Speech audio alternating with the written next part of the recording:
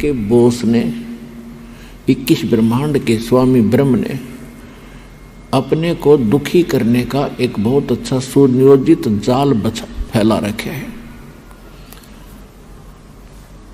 और उसके तहत हम फंसे पड़े हैं। अब परमात्मा आए, सतगुरु आए दया करी, ऐसे दीन दयाले, बंदी छोड़ वृत्तास कहा, जठरगनी प्रतिपाले। के सतगुरु आए दया करी, ऐसे दीन दयाल, और वो दीन दयाल हमारे मालिक हैं, सबके दाता हैं, सबके विधाता हैं और सबके मालिक हैं। और हम अपनी गलती से इस काल के जाल में फंस गए। अब हम विवश कर दिए इसने, एक रोटी और पेट के लिए, कोठी और कार के लिए हम मर जाते हैं, वो इच्छाएं पूरी नहीं होती। और परमात्मा ने आके हमें याद दिलाया है कि इस मनुष्य जीवन में आपने कौन से कर्म करने चाहिए। श्रीमद् भगवत गीता अध्याय नंबर 4 के श्लोक नंबर 32 में गीता ज्ञानदाता कहता है कि अर्जुन, जो मैंने अभी आपको गीता अध्याय नंबर 4 के श्लोक नंबर 25 से लेकर 30 तक जो ज्ञान दिया है, इसमें कोई तो केवल यज्ञ हवन ही करके संतोष कर किए बैठा है कि मैं साधना कर रहा हूँ और ये मेरी भक्ति बिल्कुल सही है। कोई स्वाध्याय करता है प्रतिदिन, सुबह दोपहर शाम को, सुबह शाम कोई पाठ कर लेता है किसी गीता जी का, वेदों का या अन्य किसी वाणी का, और कोई केवल योग साधनाएं करते हैं, कोई घोर तप तपते हैं, और कोई अहिंसावादी तीक्ष्ण व्रत रखते हैं, जैसे मुंह पर पट्टी रख के डाल के नंगे पैरों चलते हैं। और ये सभी के सभी व्यक्ति अपनी साधनाओं को पापनाशक जानते हैं, लेकिन परमात्मा स्वयं आते हैं, अपने मुख कमल से जो ज्ञान बताते हैं वो तत्व ज्ञान है, उसको सूक्ष्म वेद कहते हैं, वो 5वां वेद है। और उस 5वें वेद के अंदर कंप्लीट कोर्स होता है परमात्मा के पाने का, कंप्लीट साधना है, कंप्लीट ज्ञान है, उसको तत्व ज्ञान कहते हैं। उस तत्व ज्ञान को तू चौथे अध्याय के 34वें श्लोक में कहा, फिर उस तत्व ज्ञान को जो परमात्मा अपने मुख कमल से आकर बोलता है, उसको तत्वदर्शी संतों के पास जाकर समझ। उसके अंदर बड़े विस्तार के साथ धार्मिक यज्ञों की जानकारी है, अर्थात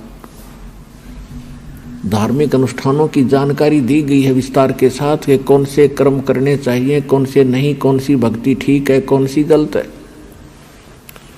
तो इससे एक बात तो ये सिद्ध हुई कि सूक्ष्म वेद के अतिरिक्त जितने भी वेद हैं, ज्ञान है, गीता है, ये कंप्लीट नहीं है। और इनकम्प्लीट से फिर लाभ क्या होगा? जैसे आप कोई मोबाइल नंबर से कोई नंबर मिलाते हो और एक नंबर ज़्यादा या कम लग जाता है तो आपका वो काम बना नहीं, रॉन्ग नंबर हो गया। ठीक इसी प्रकार आध्यात्मिक मार्ग में, अध्यात्म मार्ग के अंदर कंप्लीट ही साधना चाहिए, संपूर्ण, और संपूर्ण परमात्मा, और तभी हमारा संपूर्ण मोक्ष होगा, पूर्ण मोक्ष होगा। तो आज आपको थोड़ा सा वो सूक्ष्म वेद सुनाएंगे और उस परमात्मा ने उसमें क्या जानकारी है इसकी थोड़ी सी विश्लेषण भी साथ साथ करेंगे। अपने आत्मा थोड़ा सा पहले ये बताना अनिवार्य है कि जो जिस ग्रंथ को आधार मानकर दास आपको अब ज्ञान सुनाएगा,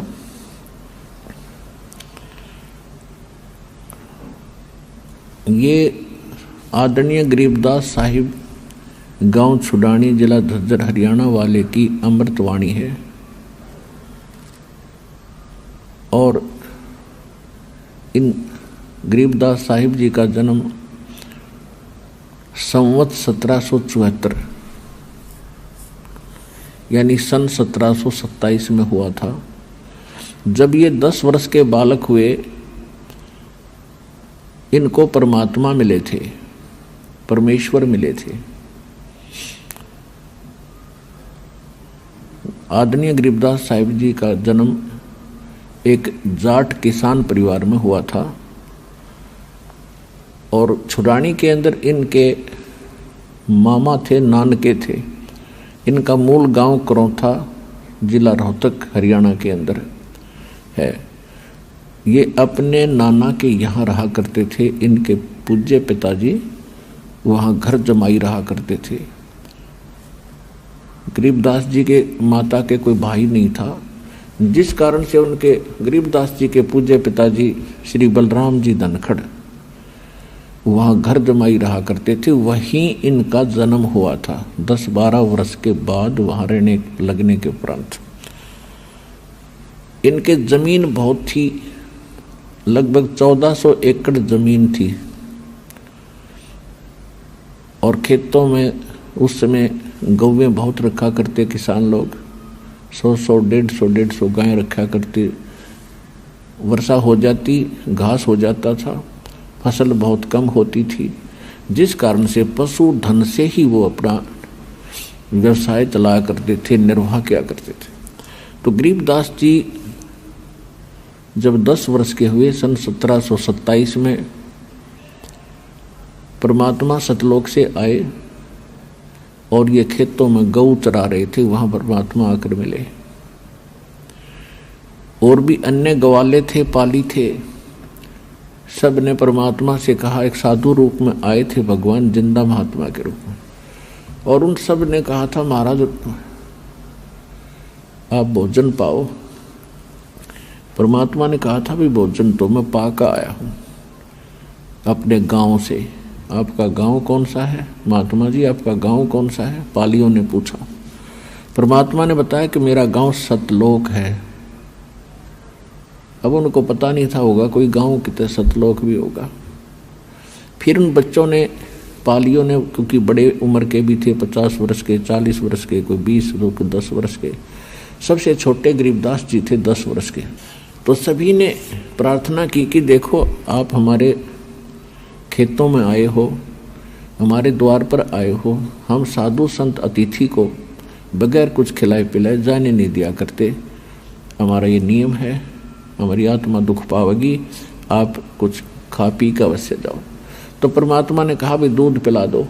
उन्होंने कहा जी दूध पी लो, फिर खाना नहीं खाते। तो परमेश्वर ने कहा कि मैं कुंवारी गाय का दूध पीता हूँ। तो जो बड़े उम्र के पाली थे, मैच्योर से, वो कहने लगे बाबा जी आपकी नीत ठीक को नहीं, आप तो मजाक कर रहे हो हमारे साथ, आप दूध पीना ही नहीं चाहते। परमात्मा ने कहा भी देख लो, जब तुम्हारा ये नियम है तो मेरा ये नियम है, कुंवारी गायों का दूध पीता हूँ। गरीबदास जी खड़े हुए, जाके एक कुंवारी बछिया को ले आए और कहा महाराज जी इसका बच्चा भी नहीं पैदा हुआ, ये दूध कैसे देगी? तो परमात्मा ने कहा कि तुम्हारे पास दूध निकालने का कोई पात्र है? तो गरीबदास जी एक छोटा सा मटका उठा लाए, ये लो जी साफ करके रखा है। परमात्मा ने कहा कि इसके नीचे रखो, सतन के नीचे। गरीबदास जी पकड़ कर बैठ गए।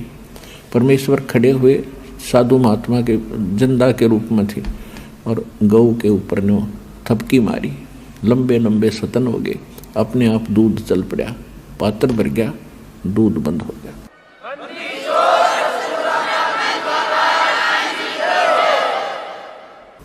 अब परमेश्वर को दे दिया। परमात्मा ने थोड़ा सा दूध पिया, फिर कहा ले पालियो, पी लो बच्चों, जो प्रसाद बन गया। अब ऐसे ज्ञान की कमी के कारण जो बड़े बड़े पाली थे उठकर चले गए कि जादू जंत्र का दूध है, कुंवारी गाय का दूध है, हम पीवे को नहीं, पाप का है। तो और तेरी जात का पता नहीं तो कौन सी जाति का है, झूठा कर दिया। ओनली गरीबदास जी कहते हैं पिछले तब से होते हैं पूर्ण हंस मुराद, साधों से ती मस्करी चोरा नाल खुशहाल, मल अखाड़ा जीतेंगे ये युगन युगन के माल। तो युगन युगन के पहलवान जो पहले से एक्सरसाइज करते आ रहे हैं, जब आमना सामना होगा दो पहलवानों का तो वही विजयी होंगे जो पहले से एक्सरसाइज कर रहे हैं। तो गरीबदास जी उनमें से एक ऐसे पहलवान थे जो युगों युगों से अपनी पहलवानी करते हुए आ रहे थे और परमात्मा उनके लिए वहां पहुंच गए। उन्होंने कहा, लाओ भगवान, हे महाराज जी, आपका जूठा दूध, आपका प्रसाद हमारे भाग में कब कब हो। ऐसा कह के उन्होंने कुछ दूध पिया, बाकी रख दिया। तो परमात्मा ने अधिकारी जानकर उसको खूब समझाया, ज्ञान दिया। सब पाली उठकर चले गए दूर, आधा किलोमीटर दूर